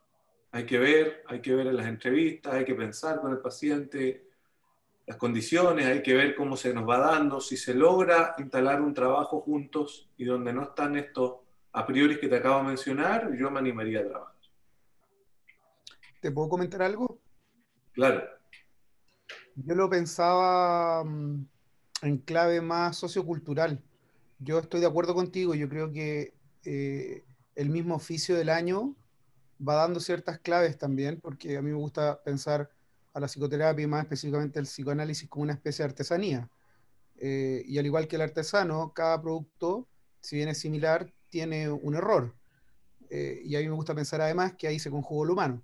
Entonces, yo te preguntaba también, porque tú mencionaste estas palabras como sociedad de la transparencia, estaba pensando que estos dispositivos también, si bien tú los has estudiado, que se mantienen hace un tiempo, entraron en escena desde la urgencia, desde la constante sensación de catástrofe. Bueno, y el mundo hoy en día está en una situación global, yo creo, de constante catástrofe. por eso Agamben fue muy criticado cuando él fue más bien escéptico al coronavirus, precisamente por los factores políticos que iba a traer. Por ejemplo, el cambio de un Estado de Derecho a un Estado de catástrofe. Sin ir más lejos, llevamos casi un año en estado de catástrofe en Chile declarado, no hay Estado de Derecho y hay toque de queda, evidentemente. Entonces, a propósito del significante híbrido y de que la discusión por la tecnología ya no es, perdón, si es que la aceptamos o no, o sea, ya está, ya se quedó. Y por eso me llama la atención la palabra híbrido en el sentido de, bueno, cómo también puede cambiar esta sensación de estar siempre sosteniendo la catástrofe, incluso en términos winnicottianos, desde estos dispositivos, lo que se haga que se llame, que se está haciendo cuando digamos que estamos haciendo psicoterapia. Me parece que es súper complejo, o sea, evidentemente... Es una pregunta muy compleja la que haces, sí, sin duda. Ahora, tú estás preguntando por si eso transita o toca la estructura misma del trabajo. Y yo creo que es una pregunta compleja la que haces porque pudiera ser que sí. Pudiera ser que toque la estructura misma del trabajo. O sea, que sean como medios que de alguna manera legitiman ese estado de catástrofe o lo ponen en juego a propósito del medio mismo. Yo sé cómo estamos ocupando el medio mismo para trabajar las consecuencias de ese estado. Yo creo que es una pregunta muy compleja, muy compleja, a la que no tengo gran respuesta. Me parece que es algo que hay que pensarlo, no descartarlo de antemano. Yo creo que, por ejemplo, con algunas personas se puede instalar el tiempo, con otras no. El tiempo analítico me refiero, ese tiempo pausado, ese tiempo donde nosotros necesitamos del silencio. El silencio es tremendamente importante para el pensar, ¿no? Y entonces, con algunas personas, ese silencio no se puede sostener. Necesitamos la puesta en juego de lo presencial, donde no va a existir, por ejemplo, la duda de, en el silencio, ¿me está escuchando o no? ¿O se nos desconectó o no? Que es una duda tecnológica y a la vez también es una proyección respecto de la presencia y de la escucha del otro. Y están apuntaladas una a la otra. Y así, o sea, yo creo que es muy compleja tu pregunta. Y me anima a pensar, a seguir pensando sobre eso, porque yo sospecho efectivamente que también hay ciertos condicionantes políticos que se ponen en juego en esto, ¿no? Como si el dispositivo teleterapéutico va a pasar a ser algo como a lo canción de Daft Punk, Stronger, Faster, ¿no? Así como vamos que se puede, que es más rápido, más efectivo y por lo tanto es mejor y no fuimos al carajo. O sea, ya se nos perdió el trabajo, por cierto. Ahora, yo le tengo algo de confianza a la humanidad ahí, y que creo que si logramos reconocer que algo de eso nos agarra y lo ponemos de manifiesto, quizás hasta lo podemos trabajar en la vida. Solamente ¿Podemos hacer más preguntas? Perdón, claro, solamente este ejemplo nomás. Sí. Perdón, que salió una aplicación, no hablo más, lo prometo, salió una aplicación que uno puede descargar y te busca tu terapeuta ideal. Es como un Tinder terapéutico. Entonces, sí, lo vi. Sería el extremo de lo que estamos hablando. Y por ahí mi temor a si esto se va a transformar en un nuevo dispositivo de control. Además, vale como 13 lucas al mes la terapia. O sea, no sé cuánto le quedará a ese terapeuta. Y te abre una interfaz de comunicación directa. O sea, tú eliges tu terapeuta como por afinidad y se abre un chat tal cual Tinder. Eso, muchas gracias y disculpen por quitar tanto rato. No, al contrario, Alejandro, súper interesante tu pregunta y tu último comentario. Me deja con una curiosidad. Lo vi en la noticia y dije, qué pelotudeza. Bueno, pero perdón, se me arrancaron los tarros. Pero bueno, dije, habrán sus cosas ahí que quizás alguien podrá encontrar. Yo creo que lo bueno es que el terapeuta no sea afín con el paciente. Es que me parece que la gracia es que no sea afín, porque si es afín, entonces lo que tenemos es una alimentación mutua de nuestro narcisismo. Y la gracia es que no sea tan afín, o sea, suficientemente cerca para que que el asunto funcione, pero no tan cerca, para que no se alimente el narcisismo, porque si no, o sea, cuando yo tengo pacientes que yo reconozco, oye, esto como que me pasaba a mí, yo sospecho, lo primero que hago es sospechar, y digo, bueno, quizás necesito supervisar, porque es importante conservar esa distancia relativa, por así decirlo, cercanía efectiva, pero distancia relativa en términos de no producir identificación y contraidentificación masiva, porque si eso nos alimenta una fantasía especular. Así que, bueno, buenísimo comentario, Alejandro, me encantó. Ya, alguien más quería hacer una pregunta, y en aras del tiempo, porque si no, la pobre Amanda me va a retar que nos estamos pasando. Quiero leer y responder a los comentarios que nos van quedando en el chat. ¿Ya? Entonces, una última pregunta verbal y voy a lo del chat. Yo no sé si hay alguien antes que yo. Nadie, al menos que haya levantado el dedo virtual. Ah, perfecto. Bueno, primero agradecer y... Yo levanté la mano. Levantaste la mano, Rosa. Ya, perdón, dale, María. Cortito. Tenía a medida que iban conversando, se me ocurrían un montón de cosas, pero comentarles, bueno, yo estoy hablando desde Valdivia. Hace un tiempo atrás que decidí arrancarme de Santiago, como hace 9 años, y sí se pueden hacer cosas desde otros lugares de Chile y del mundo. Pero también cuando inicia y aparece este bicho, ¿no?, invisible que nos provoca tantas cosas, en lo real, en lo simbólico, en la intervención del vínculo, aparecieron muchas dudas en relación a cómo operar, ¿no? ¿Qué importancia va a tener el dispositivo virtual, del cual yo no tenía ninguna experiencia, más que chatear con mi familia que está en Santiago? ¿Cómo instalar esto como un dispositivo que no se transformara en otra cosa, ¿no? Como que había una idea de que esto pudiese, como no era el espacio de la consulta, pudiese transformarse en otra cosa que yo no iba a saber cómo controlarlo. A medida que fue pasando el tiempo y entendiendo también como el vínculo como una unidad mínima en el que se puede pensar una persona, con la idea de que somos sujetos sociales, y entendiendo también que la experiencia terapéutica también pudiese estar sostenida desde otro dispositivo o mediada desde otro lugar que no fuera solo la presencialidad, pero asumiendo previamente que habían cosas que no iban a suceder, ¿no? O sea, no es igual, no es lo mismo, no podemos, o la reflexión que he hecho es que no puedo esperar que suceda lo mismo que sucede cuando atendemos a una persona de forma presencial. Pero es muy interesante, ¿no? Y he participado en otras charlas que tú has dado y ha sido interesante pensar este dispositivo desde otra manera. Sin embargo, lo que dijo el compañero, que no recuerdo su nombre, de barba, me hizo un Alejandro, puede ser, no, el otro, el otro Alejandro, otro, no Alejandro Soto.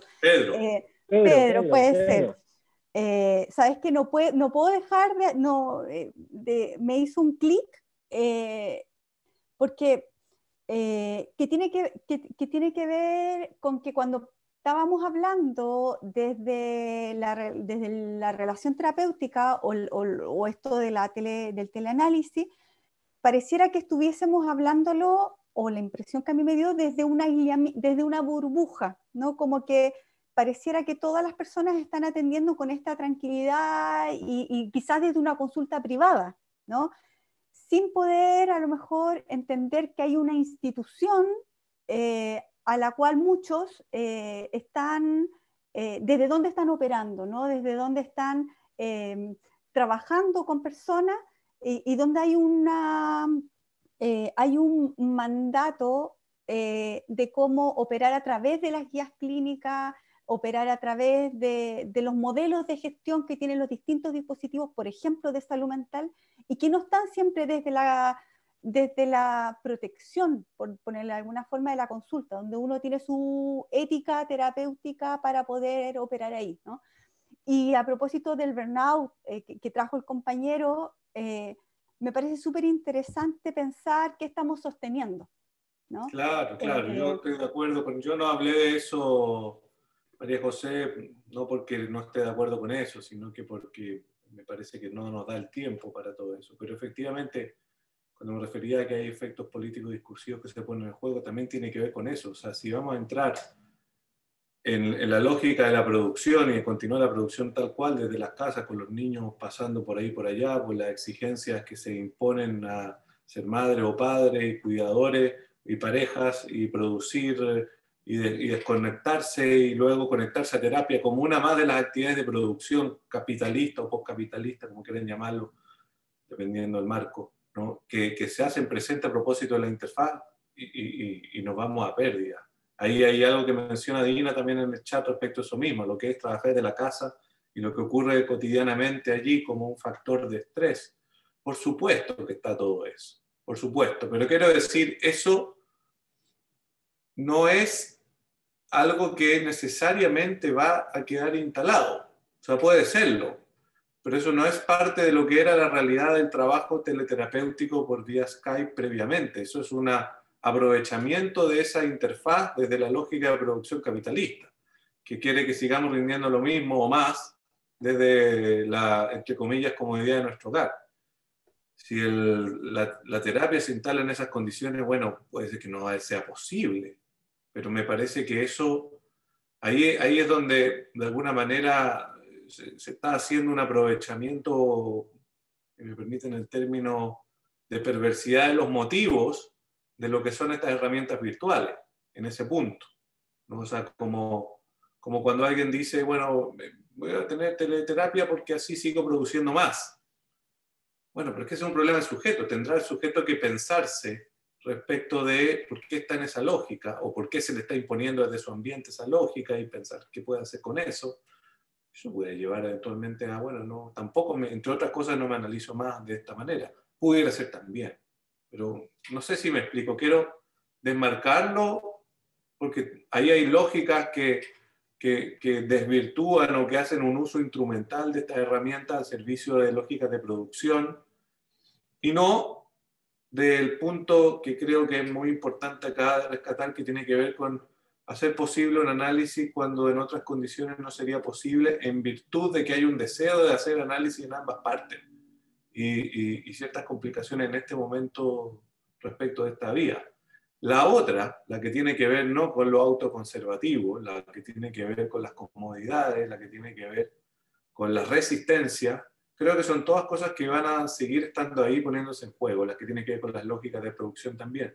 Pero son todas cosas que, como en otras esferas de la vida, también hay que analizarlas. O sea, yo creo que también habría que analizar si es que el análisis que está transitando únicamente, por ejemplo, por lo teleterapéutico, por una resistencia del paciente a ir a lo presencial, o porque le resulta más conveniente en una lógica de producción y no hay más. Y desde ahí es un sujeto que está atrapado también en esa lógica. Quizás habrá que conversar eso, si es un emergente que trae también el paciente. Pero no es algo que es propio de la interfaz, me parece. Como puede llevar su estela, pero pudiera ser que también se contravenga, no sé. Yo tengo mis dudas ahí, como de llegar y ser tan tajante y decir eso, dado que Skype es parte de la lógica de lo virtual y lo virtual te metido en la sociedad de transparencia, todo uso que se le va a dar es un uso desvirtuado.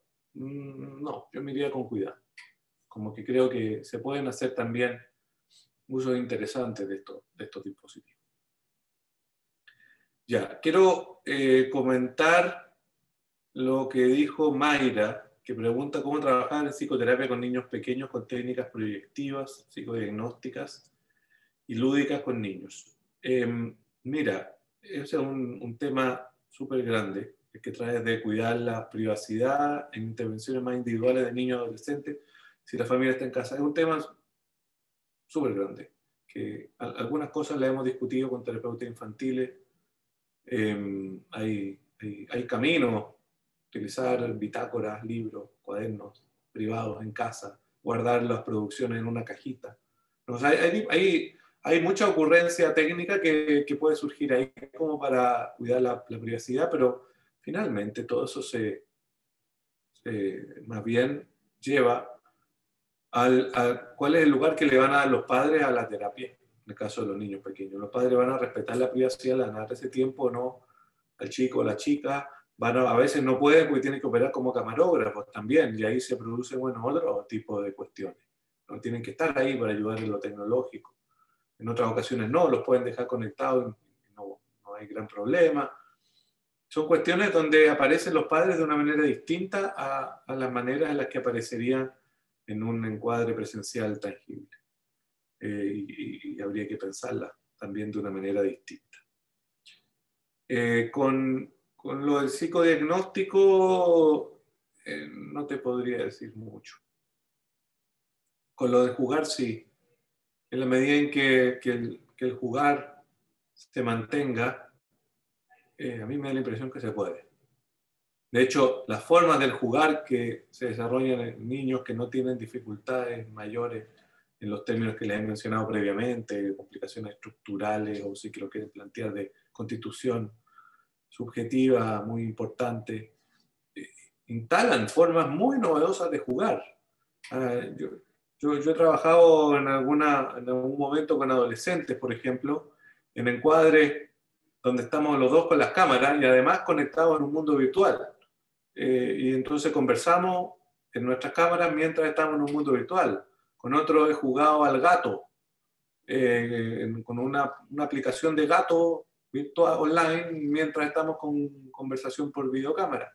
Con otro en alguna ocasión nos metimos juntos en un mundo de Fortnite. No hablábamos por cámara. Después tuvimos una sesión por cámara y discutimos y conversamos sobre lo que pasó en la sesión de Fortnite. Sí, Estos ejemplos se pueden reproducirlo. Jugar con títeres, la Josefina mostraba cómo jugaba con títeres, con los fondos de pantalla. O sea, sí. Quiero decir, no vamos a entrar en detalle respecto de eso porque es infinito, al punto de la creatividad de la diada. Se puede, mientras haya posibilidad de jugar en el chico o la chica. Si el chico o la chica puede jugar, probablemente ellos van a guiar el camino, muchas veces. Y van a llevarnos al jugar. Incluso aunque las condiciones de conectividad sean re malas, ¿no? Por ahí, una vez escuché una colega argentina de unos 70 y muchos que trabajaba ahí en condiciones muy precarias de conectividad, escuchando a la chiquitita, le preguntaba, ¿qué ves por tu ventana? La chica le hablaba de la ventana.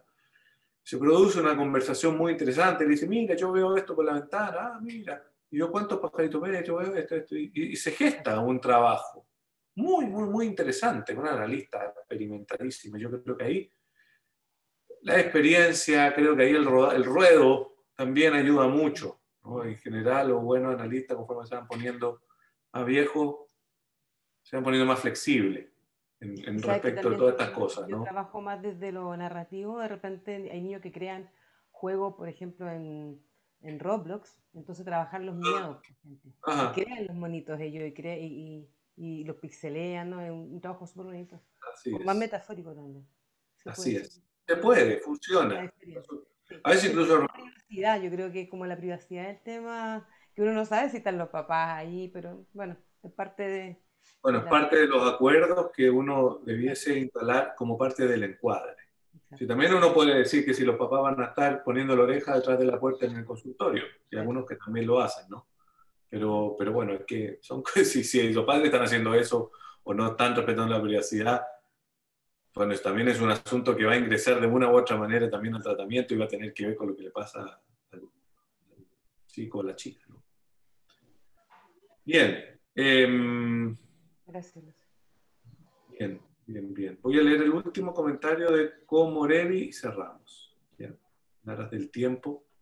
Buenas noches. Quisiera agradecer los aportes y comentar que esta forma de trabajo me ha permitido trabajar una vez por semana con pacientes a los que antes podía ver solo una vez al mes. Con suerte en el CESFAM que trabajo. Si bien hay una brecha que deja fuera pacientes como los adultos mayores que no manejan la tecnología o les cuesta mucho el acceso a ella, de acuerdo.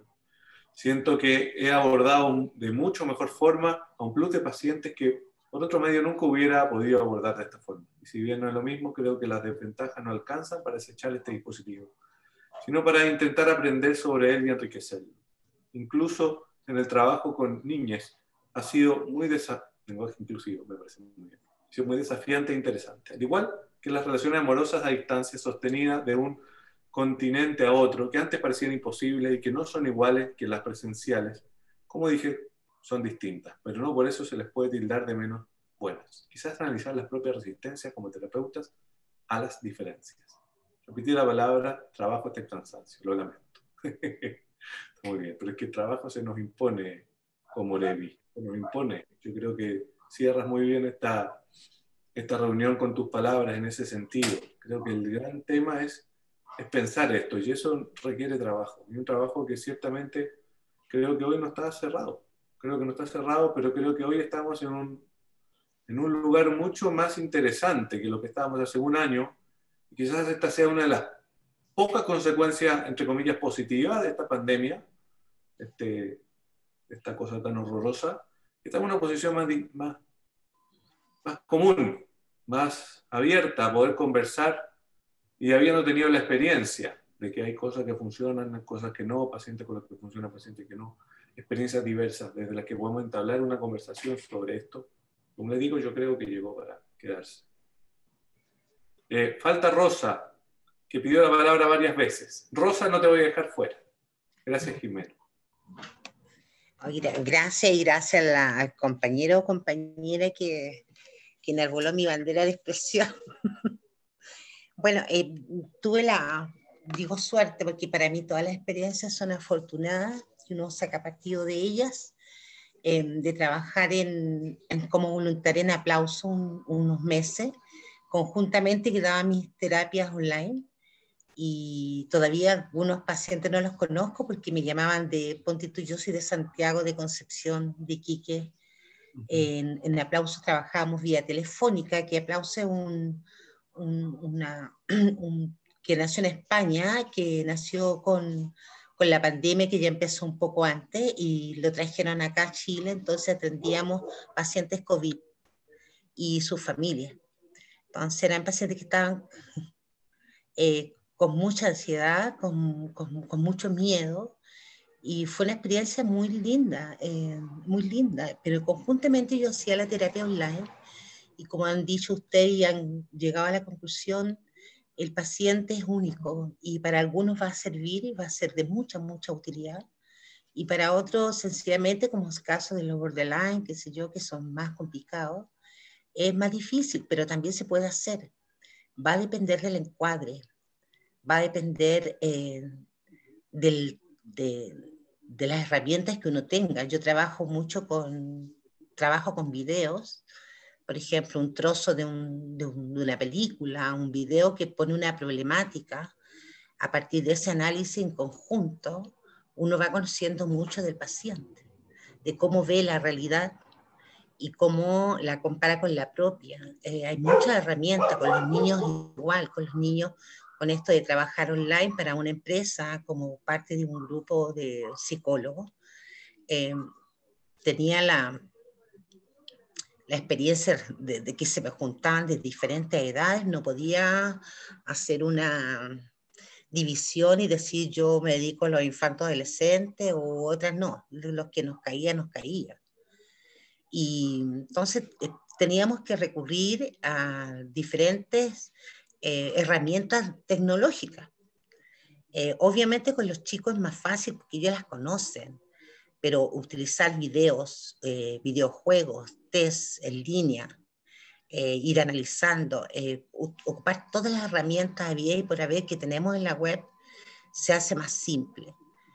En cuanto a las llamadas telefónicas, el tono de voz, los minutos de espera, trabajar la respiración, por ejemplo, para que no ocurra transferencia, como hablabas tú, Lucio.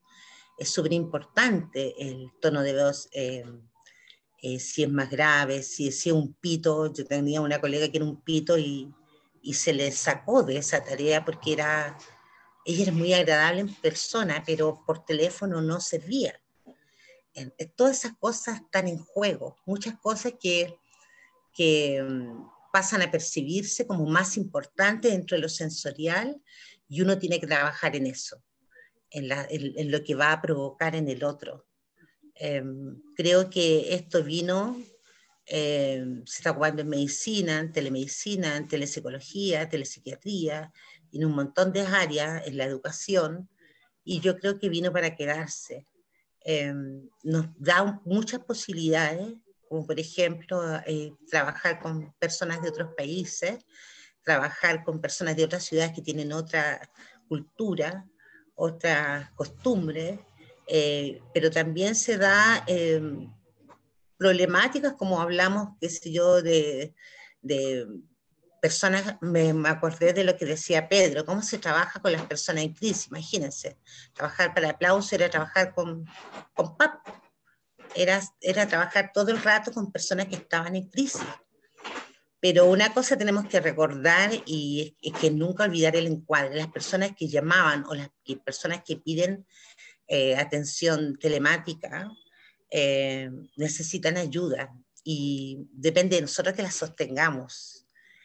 Si están llamando, si se están comunicando contigo, es porque están depositando una confianza ciega, y nosotros tenemos que responder a eso, pero cuidar lo que nosotros causamos, conversarlo con tu familia, con tus amigos, con tus colegas más cercanos, qué provoco yo cuando me ven. Y yo se los preguntaba derechamente. Otra cosa que dijeron muy interesante aquí, la transparencia. Es súper importante y súper ayuda mucho ser transparente en lo que yo voy sintiendo también y transmitiendo también mis sensaciones. Yo te imaginaba así, qué es lo que está detrás de tu espalda, quién es el que pasó, estar atento a lo que está ocurriendo en ese nuevo diván que estamos sosteniendo hoy día con la pandemia. Hoy día yo estoy trabajando en mi clínica, en mi consulta privada, pero sigo atendiendo online a pacientes de fuera de Santiago. Y te digo que la experiencia es buenísima. Llegará al mundo, está pendiente, dicen ellos, mis pacientes, el minuto del encuentro. Y es bueno que lo piensen así porque está hablando de una esperanza, si empezamos a analizar eso, están proyectándose y uno también se proyecta en ello. Pero creo que es una experiencia, yo siempre trato de ser positiva y creo que todas estas cosas uno tiene que saber sus limitaciones también. Sí, Cuándo sí, soltar, exactamente, eso es es súper muy importante, importante. conocer nuestras limitaciones. Eso, Muchas chiquillos. gracias, Rosa. Muchas gracias. Miren, en aras del tiempo son las 10, nos extendimos un poquitito más que la hora que íbamos a demorarnos, un poquito así como el doble. Así que, pero en aras del tiempo no quiero disponer más de su paciencia. Yo les agradezco muchísimo todas sus opiniones, su participación acá. También quiero agradecer la presencia de Jimena Venegas, estuvo acompañándonos, y por supuesto de Amanda Gorigoitía, que estuvo oficiando como nuestra anfitriona en el evento. Cualquier duda o comentarios o si quieren seguir una conversación, yo les voy a dejar mi correo electrónico y pueden escribirme con total libertad. No puedo comprometerme a contestarles necesariamente pronto, pero yo lo apunto y eventualmente contesto. Entonces eso, les quiero dar las gracias y les dejo ahí mi correo, si alguien necesita lecturas o algo en lo que se quiere ir metiendo respecto de la temática. Que estén muy bien y muy buenas noches. Gracias a ti, Lucio. Muchas gracias. Muchas gracias a ti, Lucio. Muy aportativo. Muchas gracias. Gracias, Mayra. Chao. Chao, chao.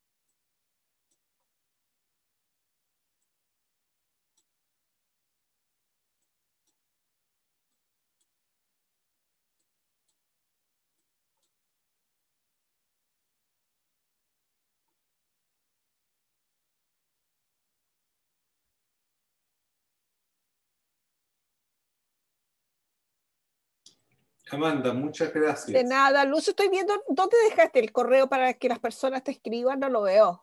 Es que se fue en toda la gran cadena de mensajes que dejaron Ah, ya lo ahora. dejaste, ya, perfecto. lgutierrez@ixpa.cl. Te lo planteo aquí. Gutierrez, súper fácil. Ahí está. Ah, perfecto. ¿Ya? Amanda, Ya. tú te encargas del video, ¿verdad? Tú se lo Sí, entregas a yo mañana voy a pedir para bajarlo y yo se lo envío a Sergio. Perfecto. Sergio Gómez. Perfecto. Dile, por favor, si es posible, que me envíe una copia, me gustaría mucho.